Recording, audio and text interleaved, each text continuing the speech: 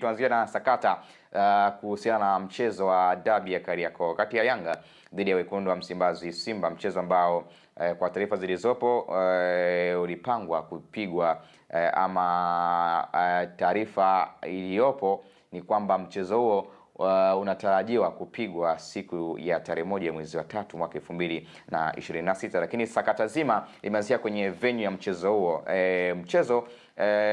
Ratiba ya kwanza ilikuwa nazungumza mchezo utapigwa uwanja wa Benjamin Mkapa, lakini kadri ya mambo yalivyokwenda mchezo umebadilishiwa venue, utapigwa uwanja wa New Amani Zanzibar, kitu ambacho kimeleta sintofahamu mpaka sasa kwa pande zote mbili, pamoja na bodi ya ligi kuu soka ya Tanzania bara TPLB na yenyewe ikiingia kwenye mchakato wa kutoa maelezo kuhusiana na mabadiliko hayo ya uwanja. Tuanzie hapo. Elia Daniel amefunguka mazito Karim Boimanda kuhusiana na hizi taarifa. Lakini moja ya kitu ambacho amekizungumza ni kwamba hawajapokea barua kutoka Simba ya kuhusiana na malalamiko ya kuhusiana na mabadiliko ya uwanja. Lakini cha pili amezungumza kwamba mchezo umebadilishiwa eneo la uwanja kutoka Benjamin Mkapa mpaka Zanzibar New Aman kwa sababu ya kanuni ya 9 kifungu nambari 2 kwamba uwanja unaweza ukabadilishwa kutoka yani sehemu inaweza ikabadilishwa ya mchezo husika kutokana na sababu ambazo ni sababu ambazo zinakuwa na mantiki. Tuishie hapo, na tukio lililopo ni tukio ambalo pia litafanyika tarehe 1 hiyo ya mwezi wa 3 mwaka 2026 kwa maana ya mwaka huu. Tukio lenyewe ni tukio la kidini, bila shaka unalipata vizuri. Pengine kwa yale ambayo ameyabainisha Karim Boimanda, yuko sahihi kwa 100% kwa kile ambacho amekuzungumza kuhusiana na sakata ile ambayo inaendelea mpaka hivi sasa? Yes, yuko kwa maana kwenye kile ambacho yeye anapaswa kukizungumza, maana yeye ndio anayeisemea bodi ya ligi kuu soka Tanzania bara, na alichokijibu ni sahihi kwenye kile ambacho alikuwa anaulizwa kuhusiana na sakata zima ama ni wapi mchezo unapaswa kuchezwa. Amekiri ya kwamba Simba hawajapokea barua yoyote kama bodi kutoka kwa Simba kuhusiana labda na malalamiko kwa ajili ya kwa nini mbadilishe eneo la mchezo ambapo unapaswa kufanyika. Lakini kila ambacho amekijibu kwa usahihi mkubwa sana. Kwa nini? Kanuni ndizo ambazo zinaelekeza. Mfano kanuni ya FIFA, kanuni ya kwanza ni eneo la uwanja. Okay. Eneo la uwanja kila kitu huwa kimeainishwa kabisa na FIFA kwamba uwanja labda vigezo vyote viwe vimekidhi kwa ajili ya timu zote mbili kwa ajili ya kutumia huo uwanja. Okay. Na hilo lilikuwa linaonekana. Lakini mbali na hapo, ukija kwenye kanuni za ligi kuu soka Tanzania bara, ndio hiyo kanuni ya 9 ibara ya pili inaeleza kabisa namna ambavyo labda mabadiliko ya uwanja yanaweza yakafanyika. Okay. Na hilo kufanywa tu kwa mabadiliko ya lini labda mchezo utafanyika na ni wapi huwa inabadilishwa walau kabla siku 7 kabla ya mchezo. Okay. Hii taarifa jeruini haijatoka jana ya kubadilishwa uwanja haijatoka jana, na hapa bodi ya ligi wamekuwa wajanja kama unakumbuka msimu uliopita sakata la dabi ya Kariakoo Machi 8 ikapelekwa tarehe 25, kila mmoja alikuwa anagoma kucheza huo mchezo.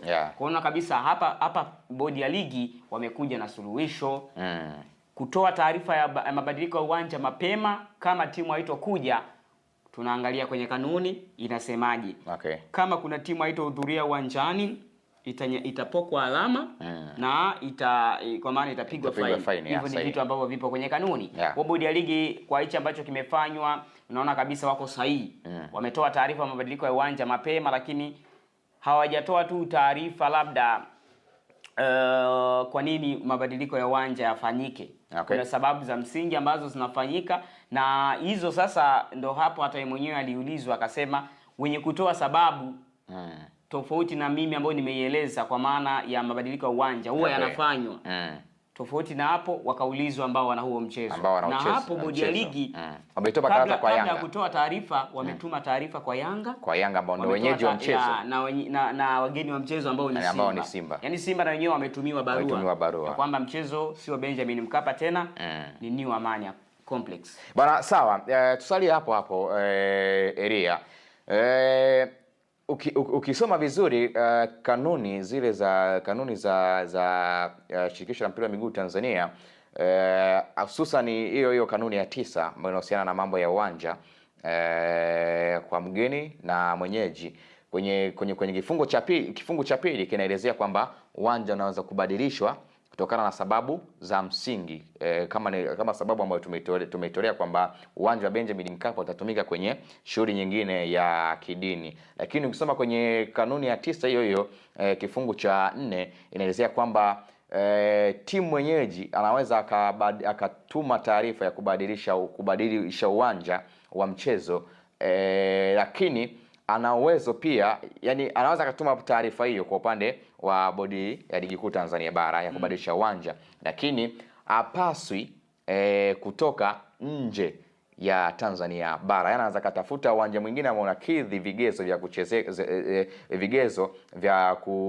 uwanja ambao unakidhi vigezo vya kucheza mchezo wa ligi kuu Tanzania bara, lakini uwe ndani ya Tanzania bara ama kwenye mji, kwenye mkoa, ili mradi uwe unakidhi vigezo vya kucheza kutumika kwenye michezo ya ligi kuu soka Tanzania bara. Lakini mchezo kama huu mkubwa, nafikiri uwanja ambao unaweza ukaodhi ni Benjamin Mkapa. Yani Jerwini, yes. Tusizunguke, hata director mwenyewe Bravis hapa lazima atakuwa anafurahi. Kwa nini? Msimu uliopita mechi ya Mzizima Derby kati ya Simba na Azam ilichezwa wapi? Mchezo wa New Amani Complex, mchezo wa kwanza ulikuwa wa ligi kuu. Azamu anapoteza 2-0. Okay. Ilikuwa msimu jana. Huu mchezo ulichezwa New Amani Complex. Kwa hiyo hii si mara ya kwanza mchezo kutoka Tanzania bara kupelekwa Zanzibar visiwani. Kanuni huwa zinabadilishwa. Okay.